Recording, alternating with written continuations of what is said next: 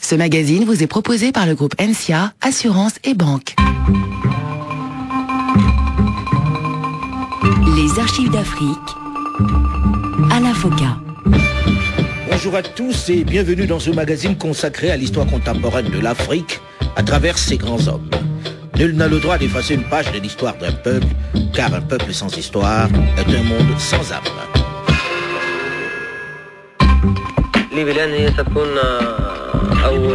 Sera le premier pays socialiste dans le monde. Les travailleurs bientôt prendront tous les lieux de la production et passeront de l'état de salariés à l'état d'associés, ne seront plus des salariés. Et ce qu'on appelle le patronat va être définitivement liquidé. Après avoir renversé la monarchie qui dirigeait la Libye depuis 1951 et condamné le roi Idriss Ier à l'exil, le capitaine Mouammar Kadhafi, qui a été fait colonel, est désormais le nouvel homme fort de ce vaste ensemble saharien.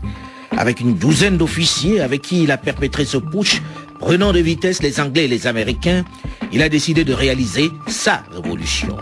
Celle qui va remettre le pouvoir aux masses. Une ambition qui passe à la fois par la récupération des richesses pétrolières tenues par les grandes firmes occidentales, mais aussi par l'édification d'une société socialiste.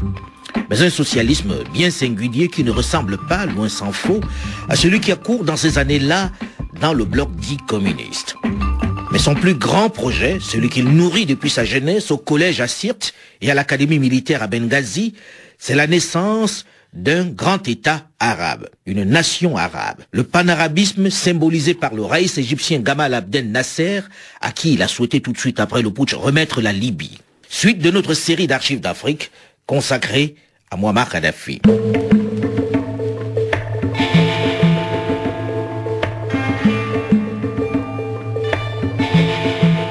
Mouammar Kadhafi, l'admirateur de Nasser et de son panarabisme, va pour sa révolution emprunter le modèle du gouvernement en créer un conseil de la révolution.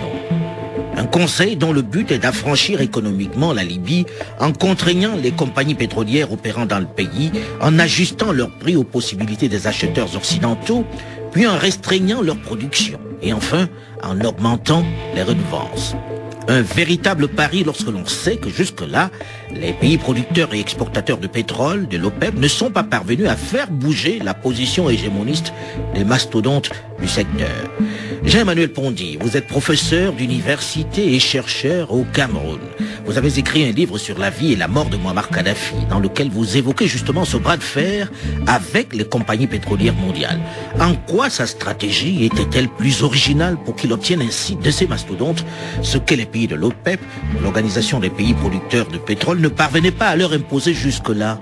Peut-être parce qu'il était très jeune, il avait 27 ans, et peut-être c'était aussi l'audace de l'insouciance. Ce genre d'acte n'est pas posé normalement par des personnes qui ont une certaine expérience de tout. Je pense qu'il avait cette audace de la jeunesse, cette fougue juvénile, et surtout il était obsédé par son modèle, Nasser. Gamal Abdel Nasser d'Égypte.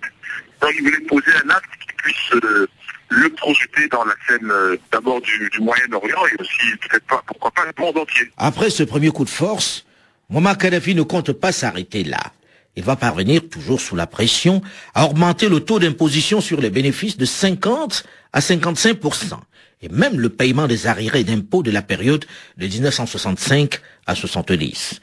Le jeune leader, accompagné de son ami et ministre Jaloud, sont arrivés à obtenir ce que l'OPEP réuni n'est pas parvenu jusqu'à présent à imposer aux compagnies pétrolières. Si les compagnies de pétrole forment un gros cartel international en croyant qu'ils peuvent étouffer tout le monde, et si surtout les pays industriels se mettent derrière les compagnies de pétrole comme protecteurs, nous avons là l'expression la plus vilaine de l'impérialisme industriel ou bien du néocolonialisme. Profitant de l'exemple Kadhafi, de la brèche ouverte par la Libye, les pays de l'OPEP vont se lancer dans la bataille et faire plier les compagnies pétrolières.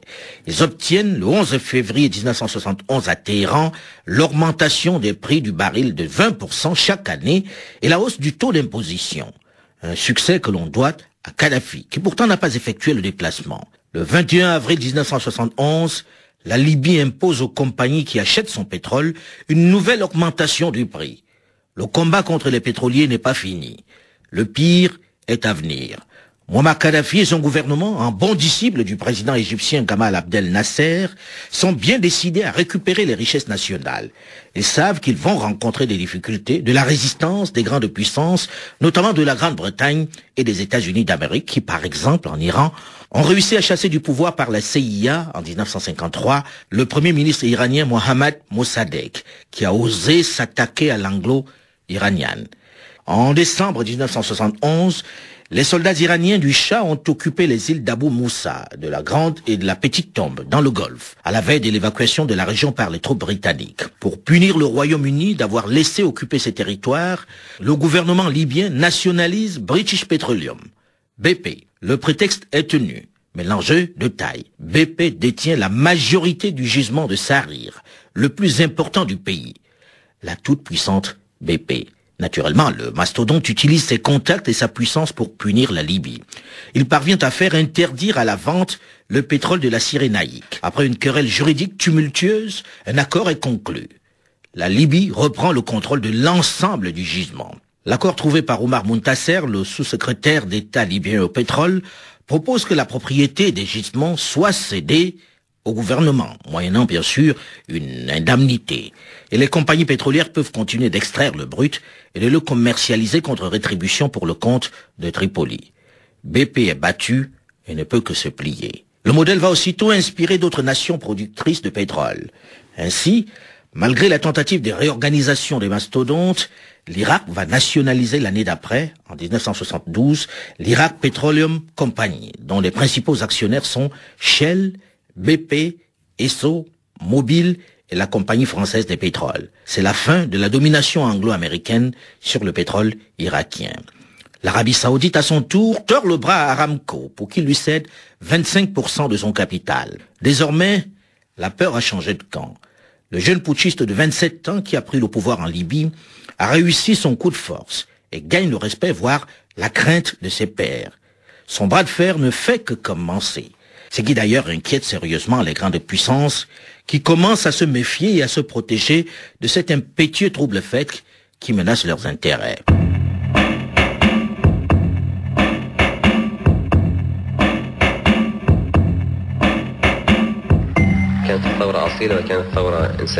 Cette révolution a apporté la liberté au peuple libyen, mais elle n'est pas seulement nationaliste.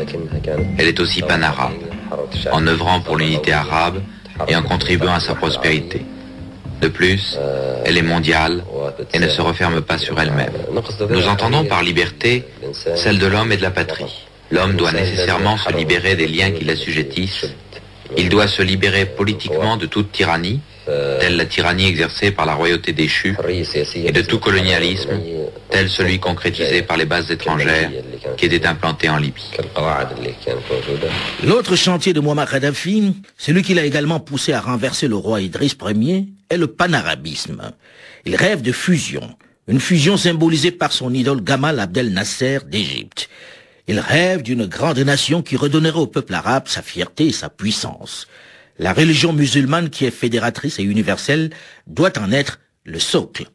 Pour Kadhafi, la fusion permet à la fois le partage des richesses nécessaires à la constitution d'une force économique, mais aussi le rempart contre les deux blocs idéologiques qui s'affrontent et divisent le monde en cette période de guerre froide. Une première étape qui s'appelle la Jamaïria islamique, ou encore États-Unis du Sahel, qui regroupe le Tchad, le nord du Mali et du Niger, le sud de la Tunisie, le Sahara espagnol, la Mauritanie et l'est du Soudan. Le second wagon, le second maillon, est la Jamaïria islamique du Sahara, qui intègre le nord du Cameroun et du Nigeria, une partie du Maroc et le sud de l'Algérie. Et puis le troisième est l'Union des Jamaïrias socialistes du Sahara, qui couvrirait la mer Rouge à l'est, puis l'Égypte et le Soudan, auxquels il faut ajouter l'Érythrée, une partie de Djibouti, puis le Sénégal et la Gambie. Vous constaterez qu'il s'agit dans la totalité de nations musulmanes. Cette ambition nécessite une réelle armée, une armée forte. Ce n'est pas avec sa cinquantaine de blindés, ses 3 vedettes et les 12 000 hommes que compte son armée qu'il va conquérir et bâtir cet empire. Non, il faut s'armer. Le chef de l'État libyen se tourne vers la France qui lui fournit le nécessaire contre des pétrodollars. Il achète 110 Mirage. Mais son projet de fusion avec l'Égypte vont être contrariés ce 28 septembre 1970. Interactualité. Jean-Claude Turgeman. Le président Nasser est mort. Le décès a été annoncé vers 21h hier soir, soit 4 heures après la mort du chef de l'État égyptien. Le peuple arabe est frappé de stupeur. Le monde, d'abord américain, soviétique et israélien aussi, se demande maintenant quelles seront les conséquences de cette disparition. Nasser absent, tout un équilibre risque de se trouver rompu. N'est-ce pas lui qui parvenait à concilier toutes les tendances du monde arabe ?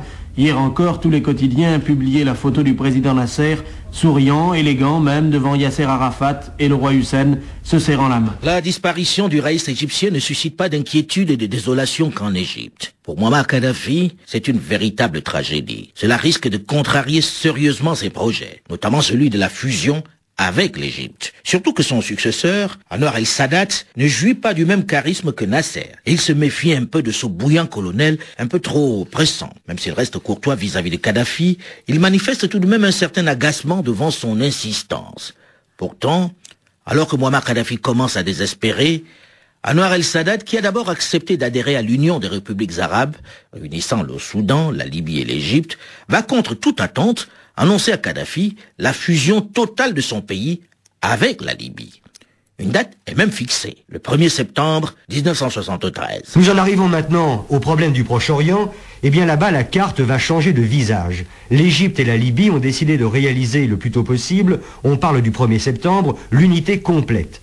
Tout l'après-midi, nous étions branchés sur Radio Le Caire, et à 18h, après les chants patriotiques, c'était le communiqué historique. D'ailleurs, écoutez la traduction simultanée faite par notre confrère de la section arabe, Rawat Tarabaï.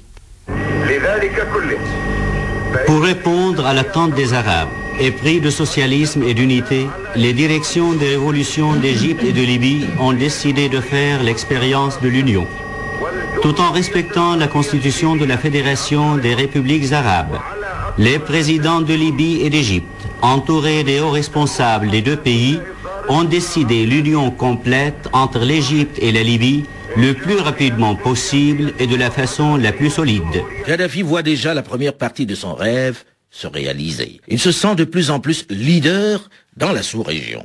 Cette première victoire apparente l'a conforté et le pousse à entreprendre immédiatement la seconde partie de son plan, la fusion avec les autres nations arabes du Maghreb, la Tunisie de Habib Bourguiba à la tête de son pays depuis 1957, l'Algérie dirigée par Ouari Boumedienne depuis son putsch de juin 1965, et le Maroc du roi Hassan II, le commandeur de croyants au pouvoir depuis 1962. Kadhafi les bouscule, essaie de leur forcer la main, s'érige en leader, ce qui a naturellement pour effet de les braquer contre lui. Mais il n'en a cure. Il va même pousser l'insolence, l'outrecuidance au point de proposer au président algérien Boumedienne un axe arabe, le Caire, Tripoli, Alger, pour reprendre, dit-il, la Palestine et lutter contre l'impérialisme américain.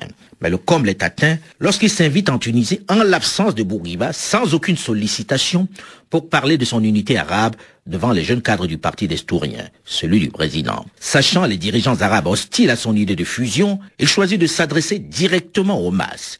Il veut leur expliquer, sans intermédiaire, la nécessité et l'urgence d'une fusion. Les luttes de libération doivent maintenant déboucher sur un combat pour l'édification d'une nation arabe unifiée. En Tunisie, dit-il, la frontière avec la Libye est artificielle. Elle a été inventée par le colonialisme. Bourguiba, ulcéré par cette audace, par cette insolence, lui répond sans détour en ces termes. Bourguiba ne doit pas sa charge à une révolution ou à un coup d'État, mais à une lutte héroïque d'un demi-siècle, qui a été tout ensemble celle de la Tunisie. Et cela pour une patrie tunisienne et non pour devenir le fragment d'on ne sait quelle nation arabe. L'unité arabe, d'accord sur l'objectif final, mais la réalisation exige des délais.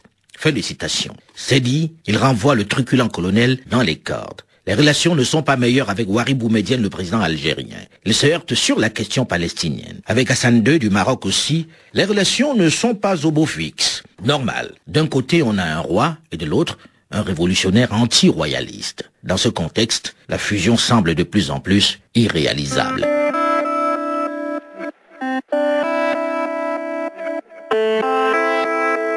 Mais il n'a pas dit son dernier mot.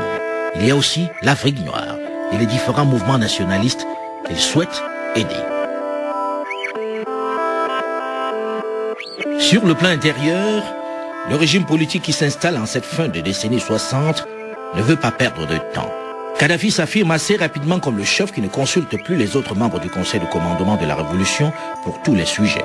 Son charisme en fait de fait le leader. Il est internationalement connu dans le monde que le Conseil de la Révolution représente le peuple. Le Conseil des ministres décide de la politique révolutionnaire. Kadhafi se rapproche donc du modèle nassérien, c'est-à-dire mettant en valeur le nationalisme arabe, le rejet d'un pouvoir théocratique et le socialisme bien propre à son environnement. Au cours des 3 premiers mois après le putsch, le gouvernement adopte une série de mesures qui modifient le visage de la Libye. Il faut éliminer toute présence étrangère, abolir la monarchie et les partis politiques qui sont remplacés par l'Union socialiste arabe, plus fédératrice. Le modèle vient de l'Égypte nassérienne. L'islam devient la religion d'État. Mais l'islam dont parle Kadhafi, celui qu'il défend, est progressiste. Il est opposé au fondamentalisme. Il faut dire qu'il est lui-même musulman pratiquant, respectant les préceptes de sa religion. C'est 5 prières par jour. Sa démarche est d'adapter la religion à la modernité, ce qui va l'opposer durement aux oulémas parce que selon lui, au nom de l'ijtihad, le droit souverain donné à tout musulman d'interpréter le Coran, il entend imposer sa propre lecture. Il est opposé à l'interprétation des oulémas libyens, notamment sur le statut de la femme. Pour Kadhafi, l'émancipation de la société passe par la femme. Il fait voter des lois pour autoriser et inciter les femmes à travailler, comme le droit à un congé de maternité assorti de la garantie du maintien de l'emploi durant ce congé. En plus, les chefs d'entreprise sont contraints de mettre à disposition de leurs employés des crèches. Autre avancée, les femmes divorcées ont dorénavant le droit à une pension alimentaire. Il va mener une lutte acharnée contre la polygamie et les conditions de divorce. Il donnera d'ailleurs l'exemple. 6 mois après son mariage en 1970, il divorce de sa première femme, Fatia, avec laquelle il a son premier fils, Mohamed. D'abord, la religion, ce n'est pas l'islam seulement, mais la religion, c'est la source de la morale. La religion, c'est la source de la morale. C'est la conscience de l'homme. Sans religion, il n'y a aucune source de moralité, de morale, ou d'engagement moral. Je pense que sans religion, il ne peut pas y avoir de conscience. Mais quant au pays, les pays, s'ils connaissent le vrai islam, ils se convertiront avant les autres pays à l'islam. Et ce seront l'Europe et l'Amérique qui se convertiront le plus prochainement à l'islam. Les premiers, s'ils arrivent à comprendre la vraie nature de l'islam. L'islam progressiste que prône Muammar Kadhafi au début de son règne inquiète sérieusement les chefs religieux. Les officiers libres qui gouvernent avec lui sont tous sur une ligne puritaine et nationaliste. L'alcool est interdit. L'arabe devient la langue officielle. Les bars et cabarets sont fermés. Même le calendrier musulman est modifié. Et probablement par provocation, il fait commencer l'ère islamique non pas du départ de Mahomet le prophète vers Médine, comme tous les calendriers musulmans, mais de sa mort. Un peu comme pour dire que Mahomet n'était qu'une créature de Dieu, et que seule la croyance en Dieu est importante. En réalité, le colonel n'aime pas beaucoup les intermédiaires entre Dieu et ses fidèles. Ces intermédiaires vont-ils le laisser faire? Ces fondamentalistes religieux, ces oulémas vont-ils ainsi accepter de perdre leur pouvoir? C'est quoi au juste cette révolution que lance le colonel Kadhafi?